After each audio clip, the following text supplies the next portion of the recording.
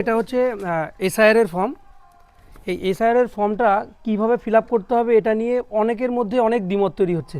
বর্তমানে আমরা দেখছি, আমরা বহুবার বলার পরেও অনেকে ফর্ম কিন্তু ভুল করে জমা দিয়েছে।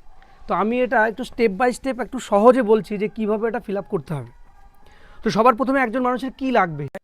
আধার কার্ড, বাবা মায়ের ভোটার কার্ড, স্বামী স্ত্রীর ভোটার কার্ড, মোবাইল নাম্বার, 2002-এর লিস্টে নিজের বা আত্মীয়ের যার নাম আছে সেই কপি, 2 কপি ছবি, এগুলো নিয়ে।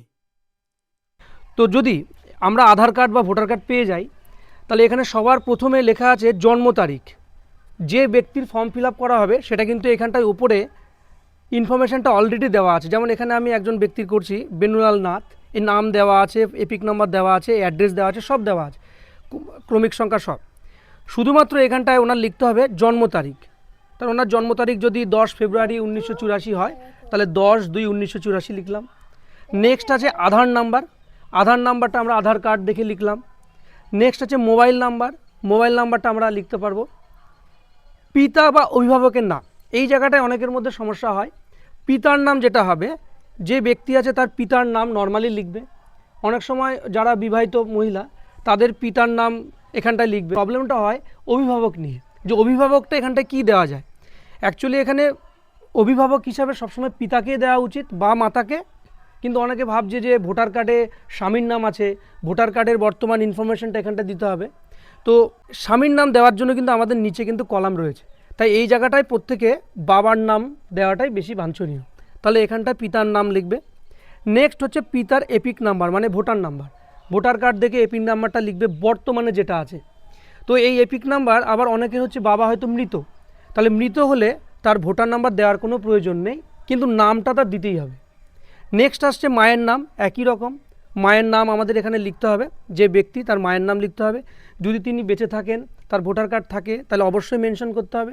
যদি তিনি মৃত হন তাহলে এখানে মেনশন করার প্রয়োজন নেই। নেক্সট আসছে স্বামীর নাম বা স্ত্রীর নাম। ব্যক্তি যদি পুরুষ হয় তাহলে তার স্ত্রীর নাম এখানে হবে, ব্যক্তি যদি মহিলা হয় তাহলে এখানে স্বামীর নাম হবে, এবং তার ভোটার কার্ড যদি থাকে এখানে লিখতে হবে। তাহলে এই জিনিসটা আমরা সম্পূর্ণ বুঝলাম যে এটা 2025-এর তথ্য, বর্তমান তথ্য। এখানে আগের কোনো তথ্য নেই, একদম বর্তমানে যে তথ্য আছে, যেটুকু অ্যাভেলেবেল আছে সেটুকুই দিতে হবে। আর ফর্ম ফিল আপ করতে গিয়ে আমরা বাংলা বা ইংরেজি দুটো ফর্মই ব্যবহার করতে পারি। ইংরেজিতে লিখলে খুব ভালো, কিন্তু কেউ যদি বাংলায় লেখেন কোনো অসুবিধা নেই, কিন্তু ডিজিটগুলো কিন্তু ইংরেজিতে লিখতে হবে। যেমন আমার আধার নাম্বার 3825 দিয়ে শুরু হয়, তাহলে যেন ইংরেজি হরফে হয়, 3825 হয়, 38 যেন না হয়, ইংরেজিতে লিখতে হবে ডিজিটগুলো, যে অঙ্কগুলো থাকবে। তাহলে ওপরটা পুরোপুরি ক্লিয়ার। নেক্সট আসছে এই বিএলও সাহেব, এখানে একটা প্রশ্ন করি। এখানে হচ্ছে পিতা বা অভিভাবকের নাম, বিবাহিত মহিলার ক্ষেত্রে সেক্ষেত্রে তার নামটা কি আসবে? বিবাহিত মহিলার ক্ষেত্রে পিতার নামই আসবে, যে মহিলা তার নিজের 2025 ওয়াইস সেই বিবাহিত মহিলার ভোটার কার্ডে রয়েছে তার স্বামীর নাম, मतलब সে বিয়ের পরে ভোটার কার্ডটা পেয়েছে। বিয়ের আগে যদি পায় তাহলে কি হয়, যে ট্রান্সফার করে তার বাবার নাম থেকে এসে স্বামীর নাম। একদম একদম একদম। এইবার দেখা গেল সে মহিলা বিয়ের পরেই ভোটার কার্ডটা নতুন পেয়েছে এবং শুরু থেকে তার স্বামীর নাম রয়েছে, সেই ক্ষেত্রে সে অভিভাবক কাকে দেবে? অভিভাবক এখানটা পিতাই থাকবে, কারণ তার তো পিতা আছে, জন্মদাতা পিতার নামই দেবে। স্বামীর নাম দেওয়ার জন্য এখানটা কিন্তু আমাদের অপশান রয়েছে। ক্লিয়ার এই জায়গাটা? আচ্ছা, নেক্সট পার্ট নিচের অংশটা। নিচের অংশটা রয়েছে দুটো পার্টে রয়েছে। এই জায়গায় যে বিষয়টা রয়েছে একদম ফর্মের যেটা বাম দিকে এই যে উক্ত ব্যক্তি এখানে যে নামটা দেওয়া হয়েছে, এনার যদি 2002-এর লিস্টে নাম থাকে তবে এই দিকটা ফিল আপ করবো। এবার এই দিকটা ফিল আপ করার কথা কিন্তু আমরা বিভিন্ন জায়গায় দেখছি, বিভিন্ন জায়গায় ভাবছি, কিন্তু এখানে ফিল আপ করতে গিয়ে অনেকে অনেক রকম সমস্যার সম্মুখীন হচ্ছে। সেটা আমি একটু ক্লিয়ার করার চেষ্টা করছি। যেমন আমি মনে করলাম এখানে যে ব্যক্তি আছেন তিনি হলেন কৃষ্ণহরি নাথ। এখানে কৃষ্ণহরি নাথ রয়েছেন।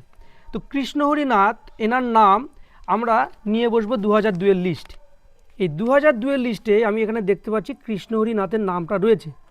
তাহলে এই ব্যক্তি এইখানে যে অংশটা রয়েছে নির্বাচকের নাম, এই নির্বাচকের নামের এখানটা লিখবে কৃষ্ণহরি নাথ। লেখার পর বলা হচ্ছে এপিক নং যদি থাকে কৃষ্ণহরি নাথের সঙ্গে, এই যে একদম যদি আমি সরাসরি একটা দাগ টানি, সোজা দাগ, এইখানে এই যে এপিক নাম্বারটা রয়েছে মানে ভোটার নাম্বার, তাহলে এই ভোটার নাম্বারটা কিন্তু এইখানটায় বসবে। তাহলে নির্বাচকের নাম যে ব্যক্তি রয়েছে সেই ব্যক্তিরই নাম হচ্ছে 2002-এর লিস্টে দেখে, এবং তার নিচে তার এপিক নাম্বারটা হলো। সমস্যা সবথেকে বেশি হচ্ছে যেখানে আত্মীয়ের নাম। আত্মীয়ের নামটা অনেকে ভাবছে এখানটায় নিজের তো নাম এখানে বসেই গেল, আত্মীয়ের নাম আমি বাবা দেবো না মা দেবো কি দেবো। এখানে সবসময়ের জন্য একটা কথা আমি বলছি, নিচের পার্টটা 2002 সাল ছাড়া আর কোনো রকম কোনো তথ্য এখানে গ্রান্টেড নয়। 2002 সাল মানে এই তথ্যটা। এই কৃষ্ণহরি নাথের পাশে আমি সোজা গেলে দেখবো এখানে একজনের নাম আছে, এটা হচ্ছে কৃষ্ণলাল নাথ, এবং পাশে লেখা আছে পিতা। আমি এই নামটাই তুলব, এই কৃষ্ণ, এটাই হবে আত্মীয়, এবং সেই আত্মীয়টা কৃষ্ণহরি নাথের পিতা, আমার এখানে পিতা লেখা আছে পাশে, তাই আমি সম্পর্কের জায়গায় লিখব পিতা। তাহলে এইখানে 2002 লিস্টে যে ইনফরমেশনটা রয়েছে সেই ডুপ্লিকেট আমার এখানে তুলে দিতে হবে, এখানে আদার্স কোনো তথ্য আসবে না আত্মীয়ের নাম। যদি ভুলবশত অনেকের মনে হতে পারে দাদা আমার এখানে কৃষ্ণলাল নাথ আমার পিতা হয়, কিন্তু ভোটার কার্ডে কোনো কারণে অনেকের স্বামী চলে আসে, ভুল আসতেই পারে 2002, হ্যাঁ এপিক কার্ডে বা এই লিস্টে, এই ভুলটাই তুলে দিতে হবে। কারণ এই টোটাল রেকর্ডটা আমাদের করা রয়েছে এআর অফিসে, আমাদের ওইখানে অফিসে যেহেতু রেকর্ড রয়েছে, যদি মিল না পায় তাহলে সেটাকে ফলস বলে দেখা হবে বা হিয়ারিংয়ে যেতে হবে তার। এই হচ্ছে মেইন জায়গা। তারপরে জেলার নাম দিলেন, যে যার জেলার নাম, রাজ্যের নাম, বিধানসভা ক্ষেত্রের নাম। এই বিধানসভা ক্ষেত্রের নামটাও আমরা যে লিস্টটা পেয়েছি সেই লিস্টের একদম ওপরের দিকে এখানে যেমন লেখা আছে 78 শান্তিপুর, তাহলে শান্তিপুর হচ্ছে এখানকার বিধানসভা, 2002 সালে ছিল। তো এই বিধানসভা ক্ষেত্রের নামে শান্তিপুর লিখব, তার নিচে আসে বিধানসভা ক্ষেত্রের নম্বর, নম্বরের জায়গায় এই 78টা লিখতে হবে, 78টা। অংশ নাম্বার ডান দিকে ওপরের দিকে রয়েছে, অংশ নাম্বার 38। ক্রমিক সংখ্যা ওই ব্যক্তির ক্রমিক সংখ্যা, এই যে কৃষ্ণহরি নাথের 568 হবে। এই হয়েছে যদি কোনো ব্যক্তির নিজের নামই 2002 লিস্টে থাকে।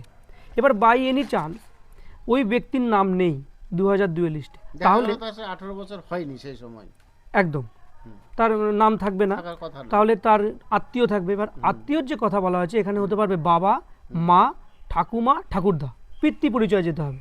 বাবা, মা, ঠাকুরমা, ঠাকুরদার মধ্যে যে কোনো একজনের যদি থাকে তার এরকম এই 2002 লিস্টটা বের করতে হবে।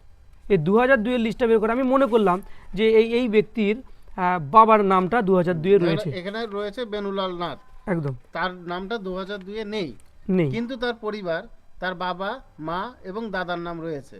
সেক্ষেত্রে এখানে কি লিখবে? দাদাও রয়েছে, বাবা, মা এবং দাদা না, আমার যে কোনো একজনের নিতে হবে। আচ্ছা, এখান থেকে আমরা যে কোনো একজন, বাবা, হ্যাঁ বাবা, মা, ঠাকুমা, ঠাকুরদার মধ্যে যে কোনো একজনকে চুজ করতে হবে। আমি যদি বাবার নাম চুজ করি, মনে করলাম যে ওনার বাবার নাম কানাইনাথ, মনে করলাম কানাইনাথ আমি চুজ করলাম, তাহলে এখানটা আমি প্রথমে লিখবো যে আগের মতো কানাইনাথ। এখান থেকে কানাইনাথের পাশেই আমি দেখতে পাচ্ছি কৃষ্ণহরি নাথ লেখা। আচ্ছা, কানাইনাথ লেখার পরে এপিক নাম্বার, এখানে একটা ভালো জায়গা। অনেকে দেখছে 2002 লিস্টে আমাদের ভোটার আইডি তো নেই, অনেকের ছিল না, হয়তো লিস্ট ছিল কোনো কারণে এখানে প্রিন্টেড হয়নি, তো এখানটা ফাঁকাই থাকবে। আচ্ছা, মানে 2000 লিস্টে যদি ফাঁকা থাকে তবে ফাঁকাই থাকবে, এবার কার্ডে থাকুক আর না থাকুক না, একদম একদম 2002 লিস্টে একদম ফাঁকা থাকলে ফাঁকা দিতে হবে। নেক্সট আমি ওই আগের মতোই পিতা কৃষ্ণহরি নাথ, এখানে কৃষ্ণহরি নাথ লিখবো, সম্পর্ক পিতা, মানে টোটাল কথা হচ্ছে সম্পর্কটা এখানে একটা প্রশ্ন, বড় প্রশ্ন হয়ে দাঁড়িয়েছে।